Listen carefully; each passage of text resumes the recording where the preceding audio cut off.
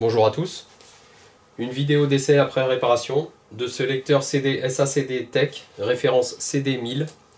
Il s'agit d'un appareil hors garantie que le client me confie pour deux anomalies. Une anomalie de lecture du format SACD. Ça c'est un problème assez connu et très simple à résoudre, il suffit de remplacer le bloc optique, dont la référence est SFHD 850. Ça se trouve très facilement sur internet. L'autre défaut que m'indique le client est un bruit de rotation et un bruit anormal à la mise en service. Ce que je constate, c'est que le client a essayé de corriger l'anomalie que je constate. Donc je constate que le plateau est totalement désolidarisé de l'axe du moteur. C'est absolument pas normal. Le client a essayé de corriger la hauteur par l'ajout de rondelles et de scotch sur le dessus du plateau. Donc l'ajout de scotch c'est fortement à déconseiller puisque le scotch n'est pas du tout adhérent, il est très glissant, je pense que c'est un dérivé de Chatterton. Donc on a un scotch très glissant alors que la surface ici est très adhérente. On a une surface souple qui permet d'adhérer sur la surface du disque. Et puis l'ajout de rondelles n'est pas suffisant malheureusement pour bloquer en rotation l'axe du moteur par rapport au plateau. Les deux doivent être parfaitement solidaires, puisque lorsque le moteur reçoit la tension continue maximale pour se mettre en rotation, surtout pendant la phase de lecture de table des matières, on a une accélération à vitesse maximale, et le plateau, lorsqu'il n'est pas solidaire de l'axe du moteur et qu'il est chargé par le poids du disque qui est dessus, on n'a pas suffisamment d'adhérence et du coup on a un bruit qui s'effectue pendant la mise en rotation, et l'asservissement de la mécanique essaie de corriger cette anomalie, donc il fait sans cesse des accélérations et décélérations de la rotation du disque. C'est ce qui explique le bruit qu'a constaté le client.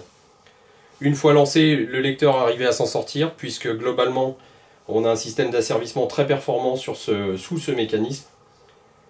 Et une fois la lecture lancée, on avait une stabilité de la lecture à peu près correcte. Donc j'ai remplacé le moteur, j'ai remplacé le bloc optique. Je vais vous montrer maintenant que l'appareil détecte correctement un disque original.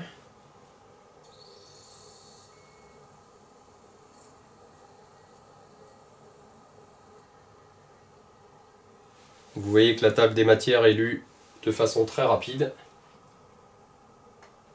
J'éjecte le disque. Je fais un essai maintenant de lecture de table des matières avec un CD gravé.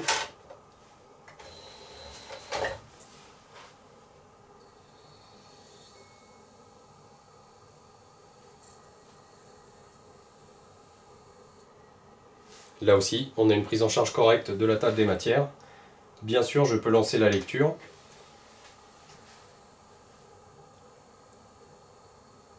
Et je peux me déplacer dans les fichiers audio. Ça c'est pas un souci, le plus compliqué étant de mettre en mouvement le disque. Ensuite l'asservissement est suffisamment performant pour pouvoir corriger les anomalies de lecture. Donc j'arrête la lecture, j'éjecte le disque et je vais maintenant tester le format SACD. Je charge un disque hybride sur lequel j'ai les deux formats CD et SACD. Par défaut, le lecteur devrait détecter le format SACD. Voilà, le format est détecté, donc il a lu la table des matières correspondantes. J'ai la possibilité de changer le format. Vous voyez, je peux passer au format CD. Dans ce cas, le lecteur va aller rechercher la table des matières qui correspond à la face CD.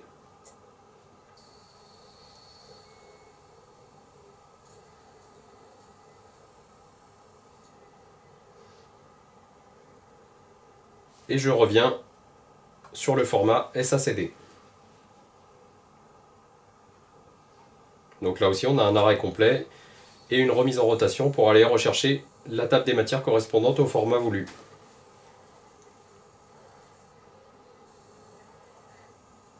Voici l'affichage de la table des matières du format SACD. Et bien sûr je peux lancer la lecture.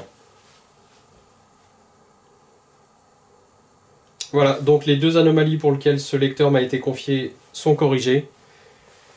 L'appareil est d'ores et déjà réparé, ça m'a permis de m'assurer d'avoir un bon fonctionnement de la carte d'asservissement. C'est vraiment très risqué d'avoir un dysfonctionnement sur la carte d'asservissement sur ce type d'appareil.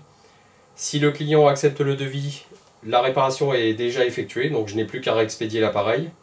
après règlement de la facture bien entendu. Si le client refuse le devis, il va falloir que je remonte le moteur et le bloc optique que je vais conserver. Donc voilà, un assez joli lecteur avec une mécanique plutôt robuste, une carte électronique sur laquelle, à ma connaissance et à mes souvenirs, je n'ai jamais eu de panne. On avait la possibilité, en plus c'est quelque chose d'assez intéressant, c'est de pouvoir remplacer le petit ampli op de sortie qui est ici. Donc ça c'est assez chouette, il est monté sur un support. Donc on peut très facilement retirer le TL072 d'origine et le remplacer par un ampli op de meilleure qualité. Donc ça peut être très intéressant et c'est très facile d'accès.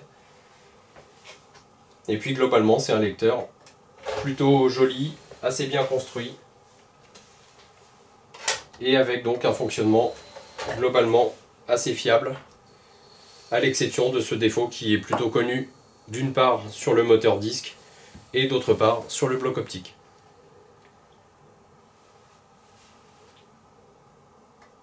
Je vais arrêter ici cette vidéo, je vais poursuivre mes essais, contrôler la sortie audio et proposer le chiffrage pour le client.